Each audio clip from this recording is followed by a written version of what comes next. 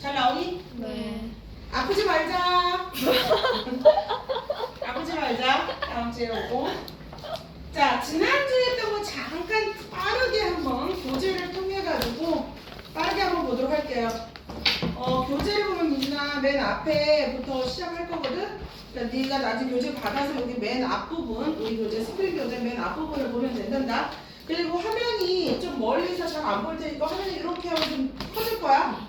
이렇게 커져서 화면을 좀 보면서 수업을 하면 좋겠어. 핸드폰은 많이 작을 거니까 패드나 노트북 같은 경우 패드 있으면은 패드를 좀 봤으면 좋겠는데 패드가 이렇게 화면이 확대가 되니까 노트북도 아마 이렇게 하면 확대되는 기능이 있을 거야.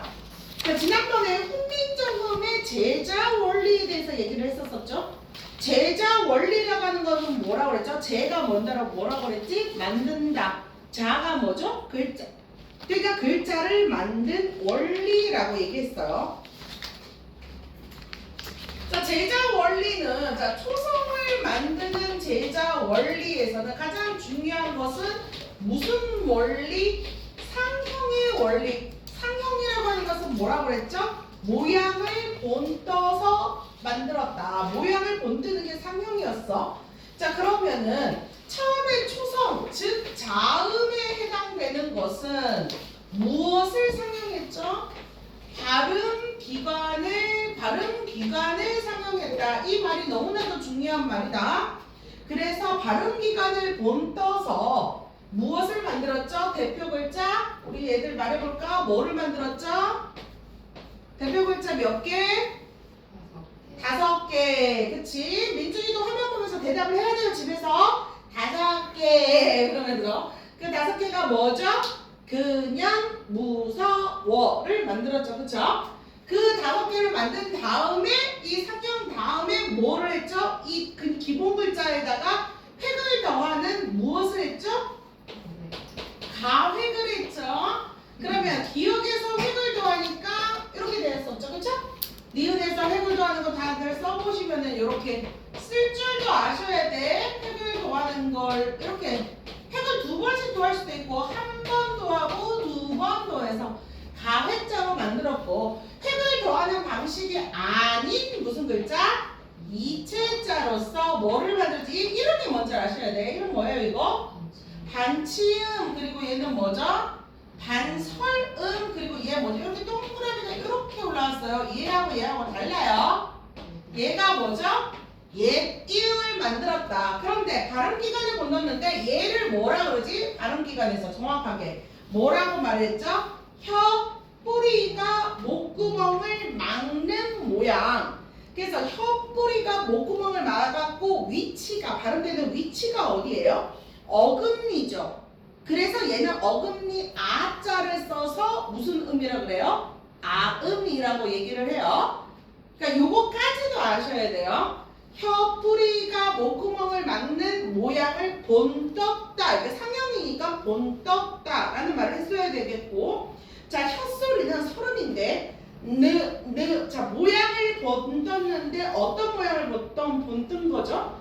혀가 윗 잇몸에 붙는 모양을 본떴다 라고 해서 혀가 움직이는 거였죠. 그래서 혀가 움직이는 거니까 혀 설자를 써서 설음이라고 얘기를 해요. 자, 그 다음에 미음은 입의 모양을 본떴기 때문에 입술 소리고 입술 순자를 써서 무슨 수는. 얘들아, 아음은 뭐야? 비어. 설음은 뭐야? 니은. 수능은 뭐야?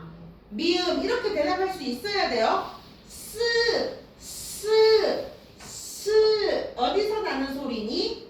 이에서 나는 소리지? 그래서 이의 모양을 본뜬 시옷은 이소리 또는 뭐라고 그러죠? 치음. 이소리 또는 치음이라고 얘기했어요. 자, 그 다음에 이응은 어디서 나는 소리죠? 목구멍에서 나죠. 그리고 목구멍을 한자로 뭐라고 말하죠? 후라 그래요. 목구멍이 후예요. 그래서 후음이다까지 아셔야 됩니다. 자, 그리고 여기에서 초성에서 기본자는 이렇게 해서 총 17개를 만드셨고 이 기본자 이외에 쓰는 방법이 자 병서가 있어요. 얘들아 병서가 뭐야? 나란히 쓰기야. 나란히 기억이 나란히 니은이 나란히 오케이? 요런 글자까지 다 되는 거야. 그치? 그래서 병서를 통해서 무슨 글자를 만들었지? 이게 뭐지? 몰라? 나 당황하게 하지 마라. 병서를 통해서 이거 무슨 글자를 만들었죠? 5분 추가. 자, 무슨 글자를 만들었죠? 쌍기역. 쌍기역을 몰라서 지금 말을 못하고 있는 거야? 그거 물어보신 거예요? 네, 이 글자가 무슨 글자냐고요? 얘가 뭐냐고요? 얘 쌍기역이잖아요. 끼역이라고 말안 치고 있어요? 쌍기역인데, 쌍기역 끼역 이렇게 말하시는 친구 없죠? 자, 그리고 병서가 요렇게 같은 글자를 나란히 쓰는 병서를 무슨 병서라고 말한다고 했지? 각자 병서라고 해요. 그러면 얘는 뭐라고 그랬지? 이거 마음대로 쓰면 돼요. 그런데 얘는 뭐야? 합병병서야. 합용병서. 얘는 각자 병서, 얘는 합용병서. 그런데 합용병서인데 비읍이 앞에 있으면은 비읍계 합용병서. 시옷이 앞에 있으면 시옷계 합용병서. 그럼 병서는 얼마든지 나란히 쓸 수 있었으니 옛날에 그러면 3개를 나란히 써도 될까? 됐어요. 4개를 나란히 써도 되고 리을을 이렇게 나란히 써도 되고 병서도 마찬가지로 이렇게 이런 식으로 3개 이상으로 나란히 써도 됐는데 굳이 말이 이렇게까지 받침하는 말이 없잖아. 우리 말이. 그치? 그러니까 자연스럽게 이거 그냥 원칙인데 자연스럽게 얘네들은 없어졌겠지. 됐니? 됐다. 자, 그런데 이 병서도 뭐야? 자음이지. 그럼 생각해봐라 얘들아. 합 이랬을 때 초성, 중성, 종성이지. 그러면 초성하고 종성은 오늘날에 쉽게 말해서 자음이지. 그러면은 앞에 초성에도 이런 단어가 들어가도 되는 거지. 그치? 얘가 들어와도 되고 받침에도 이런 게 들어와도 되지. 싹 가능하지. 싹 가능해. 근데 이게 오늘날에는 된소리로 바뀌었지만 옛날에는 이렇게 썼어. 그치? 그러면 얘를 중세국어에서는 얘도 명칭이 있어야겠지. 합용병서지만 초성에 쓰일 때 뭐라고 얘기를 했어요? 어두, 자음. 어두가 뭐냐면 글의 앞에 자음의 무리가 있다. 그래서 어두, 자음, 군이라는 말을 썼어요. 여기까지 이해되니? 어두, 자음, 군까지 이해되니? 대답. 이해되니? 이해 안 되나 봐. 어두, 자음까지도 연습해야 돼. 여러분 오늘 대답 잘 안 하면 저 오늘 이 시간 이후에 딴 수업 없어요. 무한대로 늘어날 거예요. 무한대로. 난 몰라. 연서라는 게 있어요. 연서가 진짜 15세기에 많이 쓰였는데 연서가 뭐냐면 기존에 있는 글자를 세로로 나란히 쓰는 게 연서예요. 연서하고 이어적기는 또 조금 다른데 어쨌든 세로로 나란히 쓰는 게 있는데 이 연서는 수능에서 많이 쓰였어요. 수능. 그러면 수능은 뭐가 있었죠? 수능. 얘네들이 있었죠. 그러면 수능에서 나란히 쓰는 연서가 있어서 미음 밑에 나란히 이렇게, 비음 밑에 이렇게 나란히, 그리고 피음 밑에 이렇게 나란히 쓰는 이런 글자가 있었는데 그 중에서 특히 얘 있죠? 얘 좀 많이 쓰였잖아요. 얘가 뭐냐면은 순경음 비읍이라고 해요. 그럼 얘는 뭐야? 순경음 미음이 되겠죠. 이렇게 쓰는 것들의 이름이 이렇게 되는 거예요. 그래서 된소리들에서 뿅 까지도 이렇게 있죠. 됐나요? 자, 그래서 밑에 있는 문제를 원래는 수업 시간에 이제 풀어야 되는데 풀고 확인하고 들어가야 되는데 요건 우리 오늘 영상 촬영해서 이론 먼저 쭉 설명하고 문제 푸는 시간을 쭉 좀 지루하지만 그렇게 갖도록 할게요. 이론 설명하고 문제 풀고 이론 설명하고 문제 풀고 이렇게 조금 좋기는 한데 아파서 그래요. 아프지 말자. 자, 중성 글자가 뭐였죠? 모음이었죠. 중성 글자의 원리는 모음이었는데 자, 모음도 역시 무슨 원리에 의해서 씁니까? 중성 역시도 우리 그러니까 한글은 무조건 무슨 원리에 맞춰서 쓰는 거야? 상형의 원리에 맞춰서 쓰는 거야. 그치? 중성도 상형의 원리에 맞춰서 쓰는데 중성도 상형의 원리에 맞춰서 쓰는데 이번에는 발음 기간이 아니라 무엇을 상형했니? 무엇을 상형했니? 우주의 세 가지 재료, 그러니까 우주의 삼재를 본떠서 만들었는데 뭐였지? 천, 지, 인 이렇게 세 글자를 만들었다고 그랬어. 천지 세 글자를 만들어서 그 다음에 뭐를 했어? 이 세 글자를 가지고 얘가 기본자야. 기본자를 만든 다음에 무엇을 했어? 합성의 원리로 만든다. 합성 또는 합용이라고도 말을 해. 합성 또는 합용의 원리로 만들었는데 그래서 얘하고 얘를 합치면은 요런 글자가 된다 그랬지?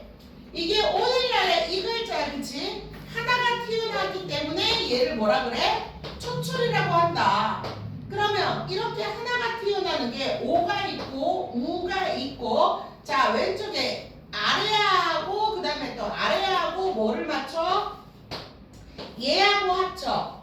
그러면은 이게 어떤 글자가 되지? 왼쪽에 와서 이렇게 되면은 어라는 글자가 되고 오른쪽에 점을 찍게 되면은 아라는 글자가 되지. 그래서 총 몇 개를 만들었어? 하나, 둘, 셋, 넷, 다, 여, 7개. 아직 7개야. 자, 그럼 이 5에다가 또 뭐를 했니? 5에다가 또 점을 하나 더 찍지. 그래서 옛날에는 이런 모습이야. 점 2개. 그치? 이게 그래서 하나 더 나왔던 얘가 뭐가 되는 거야? 요가 되는 거야. 그치? 아래로도 2개가 내려가지. 그게 뭐야? 유가 되는 거야. 오늘날보다 모음의 숫자가 적어요. 여가 되고 그 다음에 뭐가 돼요? 야가 되는 거죠. 그래서 기본자 총 몇 개를 만들었지? 모음을 11개. 아까 자음 몇 개 만들었어? 17개. 그래서 총 몇 글자를 만들었다? 28글자를 만들었다. 이렇게 했었죠. 기억나죠? 자, 얘는 한 번 더 태어나니까 얘를 뭐라고 말한다 그랬죠? 제출이라고 말한다고 했죠. 여기까지 기억나니? 오케이. 자, 그러면 여기에서 한 가지 더 아셔야 되겠죠? 중성은 우리가 알고 있는 모음인 거고 모음은 양성 모음은 뭐라 그랬니? 얘들아 밝고 작고 밝은 기운. 그래서 아래야 그리고 오 그리고 아 얘가 양성이야. 그래서 양성 모음은 양성 모음끼리 그리고 우, 어, 으, 이 얘는 음성 모음이야. 음성 모음은 음성 모음끼리 적는데 이렇게 끼리끼리 적는 거를 뭐라고 말한다 그랬지? 이렇게 끼리끼리 적는 것을 모음 조화라고 말한다 그랬어. 이렇게 끼리끼리 적는 거를 뭐라고 말한다고요? 모음 조화라고 말한다 그랬어요. 모음 조화를 한다. 자, 그래서 중성 글자는 이렇게 모음 글자를 했고 자, 종성 글자는 어떻게 한다? 종성 글자는 초성, 중성, 종성 받침의 글자잖아. 그치? 받침의 글자는 어떻게 한다고 그랬어요? 초성을 허락한다, 부용, 허락한다. 뭐에다가? 종성에다가. 그래서 종성, 부용, 초성, 부용, 종성 이런 말을 쓴다라고 했어. 초성, 부용, 종성은 무슨 뜻이라고? 세종대왕이 초성과 종성이 비슷함을 알려주고 있었기 때문에 자, 그냥 교재에서 어디서 밑줄을 쳐야 돼? 적은 수의 글자로 우리말을 표기하게 되었다. 적은 수의 글자로 우리말을 표기해냈다. 그래서 굉장히 경제적인 글자다. 우리 훈민정음은, 자, 오른쪽에 훈민정음의 과학성. 다음 페이지 보세요. 자, 글자의 모양에 음은 소리의 성질을 반영을 했다. 즉, 훈민정음은 글자 모양 자체에 소리의 이론을 반영한 글자다. 특히 자음의 경우 글자의 모양을 글자가 발음되는 발음기관의 모양을 본떠서 만들었고, 그 결과로 발음기관 소리나는 글자는 발음기관의 소리 글자는 모양이 비슷하다. 그러니까 2번을 보면 같은 발음기관에 나는 소리 글자들은 니은, 디귿, 티읕. 그러면은 기본 소리 글자는 약한 소리 글자를 기본자로 삼고, 자, 이 약한 소리 글자를 예사소리라고 써놓으세요. 약한 소리 글자를 뭐라고 쓴다? 예사소리 써놓으세요. 약한 소리는 뭐라고? 예사소리. 그리고 드는 그럼 뭐야? 드하고 드하고 트가 나오면 크트프스, 트크, 얘네들은 뭐야? 거센 소리. 그치? 거센 소리라고 한다. 그래서 전청 뭐 이런 것들도 얘기도 하는데, 요거는 학교에서 전청, 탁청 뭐 이런 식으로 말을 하거든. 근데 요거는 학교에서 프린트해서 언급하면 거기까지 들어가자. 한문으로 말하는 거. 지금은 그냥 예사소리, 거센소리. 그런데 글자의 모양에서 본뜨려고 했다. 자, 그리고 한음절을 초성, 중성, 종성으로, 한음절을 한 번에 발음할 수 있는 음절을 글자로 하나로 만들지 않고 한음절을 셋으로 초성, 중성, 종성으로 나눠드렸다. 이 말은 무슨 말이냐면 음절을 둘로 분석하는 중국의 성운학. 자, 그래서 중국은 글자를 몇 개로 분석했다고요? 2개로 분석했다고. 여러분, 중국에 뭐가 있죠? 한자에는 뭐가 있죠? 부수가 있죠. 부수가 있죠. 그쵸? 부수가 있어서 예를 들어서 이렇게 위에다가 집가 같은 경우는 뭐 지금 요렇게 해갖고 나중에 뭐 이렇게 쓰는 거 있잖아요. 얘가 지금 부스라 그러잖아요. 그쵸? 뭐 물 하면은 물 이렇게 써주는 거 이런 거 부스라 그러잖아요. 그러니까 중국은 이렇게 2개로 나뉘어져 있는 글자를 2개를 붙여서 만드는 방법을 쓴 거예요. 모습을 그대로. 그리고 또 한음절을 하나로 표현하기도 했고요. 그게 중국에서 글자를 만들었던 성운학이라는 거예요. 그런데 그러면 우리나라는 중국을 많이 따라갔다 안 따라가고 아예 새로운 방법으로 만든 거예요. 그래서 뛰어난 거예요. 더. 무슨 말인지 알겠어요? 그래서 굉장히 더 뛰어났다. 자, 그 다음에 한 번에 발음할 수 있는 음절별로 글자를 합쳐서 모아쓰기를 했다. 세종대왕은 이래서 모아쓰기를 했다. 그래서 음절 학자의 원리다. 그러니까 독창성을 갖고 있고요. 1번은 자질문자의 성격을 갖고 있다는 거고 2번은 독창성을 가지고 있었다 이 말이고요. 2번 옆에다가 독창성이라고 써주시고요. 3번에는 뭐야? 합자의 원리, 모아쓰기에 대한 얘기고요. 네 번째는 뭐예요? 네 번째는 적은 글자로 경제성에 대한 얘기예요. 졸면 안 돼! 경제성에 대한 얘기예요. 네 번째는.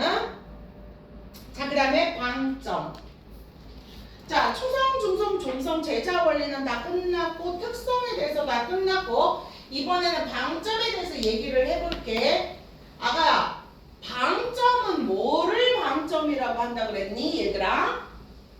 방점은 뭐가 방점이야?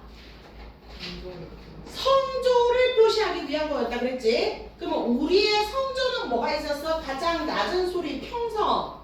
낮았다가 올라가는 소리를 뭐라 그런다 했어? 상성. 가장 높은 소리가 뭐야? 거성. 그럼 평성은 글자에, 자, 방점은 글자의 왼쪽에 점을 찍는 거라고 했지? 방점은 뭐라고? 글자의 왼쪽에 점을 찍는 거야. 그치? 자, 그러면 방점이 여기서 글자의 왼쪽 점을 찍는데 점을 안 찍는 거. 얘를 뭐라 그랬어? 왼쪽에 점을 아예 안 찍는 거. 평성이라 그랬어. 그러면 왼쪽에다 글자를 찍어서 올라가는 거, 낮았다가 올라가는 거, 얘를 뭐라고 그랬어? 상성이라고 그랬어. 그러면 글자의 왼쪽에다 점을 몇 개를 찍었어? 상성은 2개를 찍었어. 그치? 거성은 가장 높이 나는 소리라고 그랬어. 그래서 글자의 왼쪽에다 점을 몇 개를 찍었지? 하나를 찍어서 거성이라. 글자의 왼쪽이야, 그지? 글자의 왼쪽이야. 자, 이렇게 해서 뭐를 표현하려고 했다? 성조, 음의 높낮이를 표현하려고 했고, 이렇게 점을 찍는 이 점을 뭐라고 했다? 방점이라고 했다. 요걸 아셔야 돼. 됐니?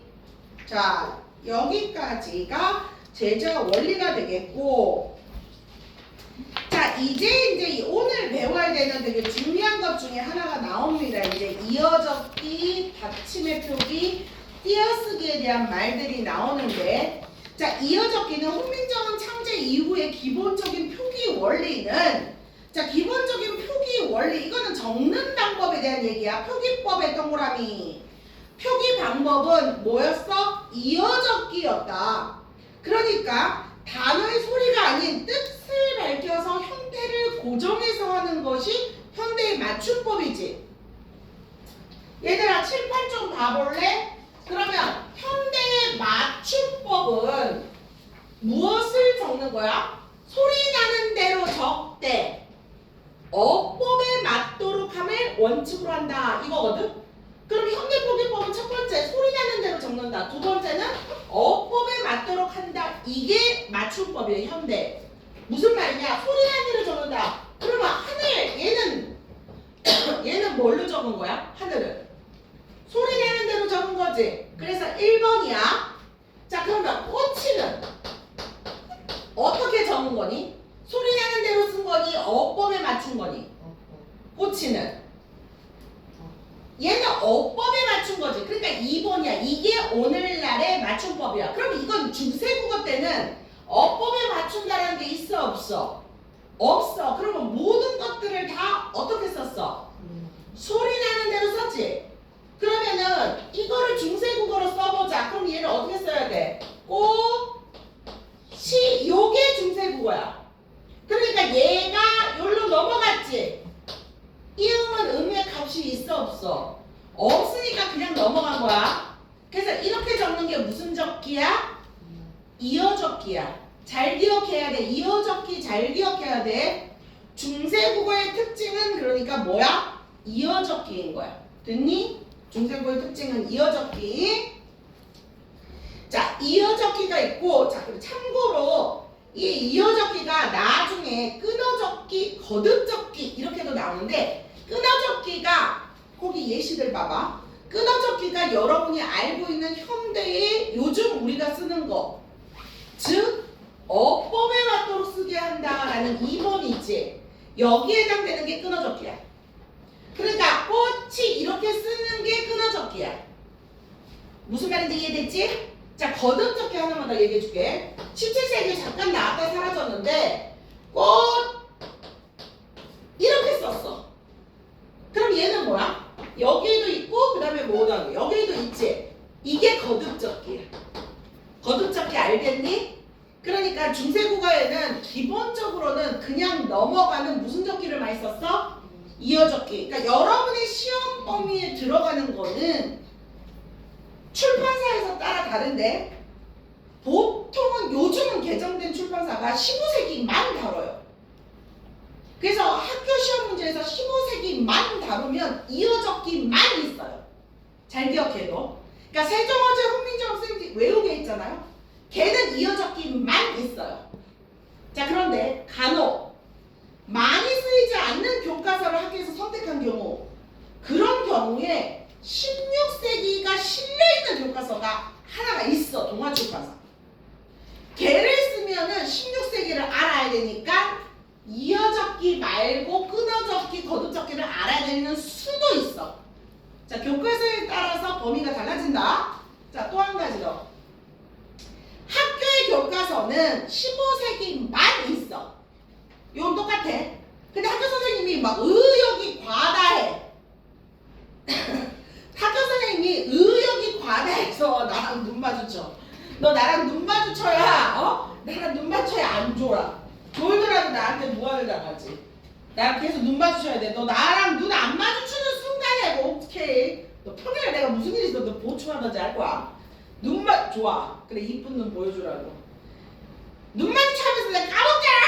자, 근데 학교에서 학교 선생님이 굉장히 의욕이 넘쳐가지고 프린트로 16세기 자료를 주고 17세기 자료를 주고 18세기 자료를 주면은 시험 범위가 어떻게 돼버려?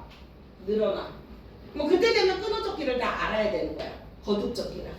그래서 일단은 학교 교과서에서는 어디만 해당이 돼? 이어적기만 해당된다. 이렇게 아시면 돼요.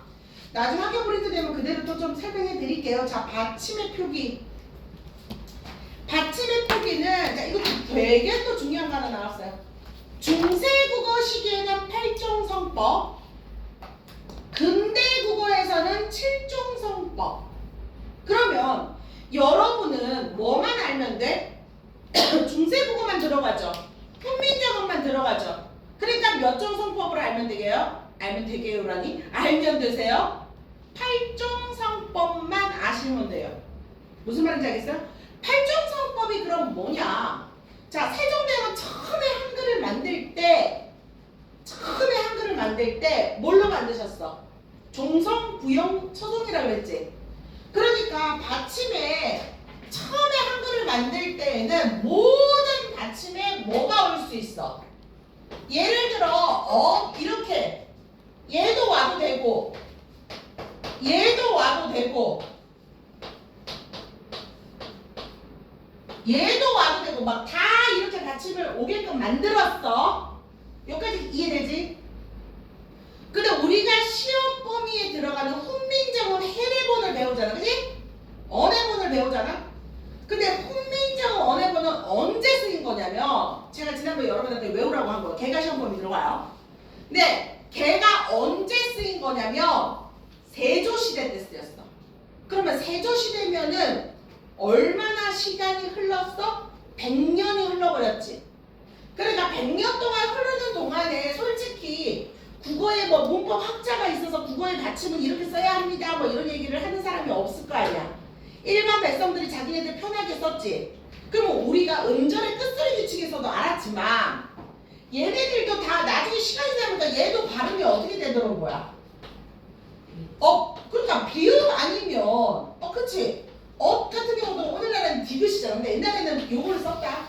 근데 어쨌든 얘네들을 다 쓸 필요가 없는 거야. 그러니까 뭐야? 받침을 줄여버렸어. 그래서 중세국어 때 줄여서 쓴 게 뭐인 거야? 8종인 거야. 8개로만 받침을 줄였다 이 말이야. 이해되니? 8종 성법이 뭔지 이해되니? 이거 되게 중요한 개념이라서 시험에 꼭 나와. 그래서 8종 성법 아셔야 돼. 그러면 만약에 자료 중에 또 어떤 자료가 학습활동의 부록에 용비어천가라는 게 있어. 걔가 실리면 용비어천가는 언제 쓰였는 거냐면 물론 훈민정음도 세조 때 쓰였지만 우리가 알고 있는 게 세조시대 때 쓰인 게 우리한테 전해진 게 이렇게 뒤에 써있는 게 전해진 거야. 근데 우리한테 또 뭐가 전해졌냐면 15세기에 세종 때 쓰여진 게 전해진 게 있어. 그게 용비어천가야. 걔는 15세기야. 근데 미래의 출판사에서는 본문 외에 뒤에 학습활동 있지. 거기에 용비어천가를 실어놔버렸어. 그러면 용비어천가는 받침이 뭐겠어? 조성부영, 종성부영, 초성인 거야. 걔는 15세기니까. 그러면 훈민정음은 받침이 뭐야? 100년이 지났으니까 8종성이야. 이해되니? 그러고 시간이 또 지나서 근대 시기가 왔어. 근대 시기는 몇 종성이야? 하나가 줄어서 7종성이야. 7개. 근데 여러분 시험 범위에는 근대 국어는 안 들어가. 그러니까 여러분 종성부영 초성하고 8종성만 기억을 해두시면 돼. 이해됐니? 여기까지 또 이해됐니? 좋았어. 자, 그래서 띄어쓰기 현대국어와 달리 중서국어 시기에는 띄어쓰기가 이루어지지 않았다. 여기 밑줄. 여러분 근대국어 안 들어가잖아. 그쵸? 근데 근대국어에서부터 띄어쓰기가 조금 나오기 시작해요. 정확하진 않지만 띄어쓰기를 하기 시작했어요. 그런데 우리가 배우는 중세국어에는 띄어쓰기가 있다 없다? 없다로 아셔야 돼요. 됐나요? 자, 음운에 대한 얘기. 영상 한 번만 좀 눌러줄래?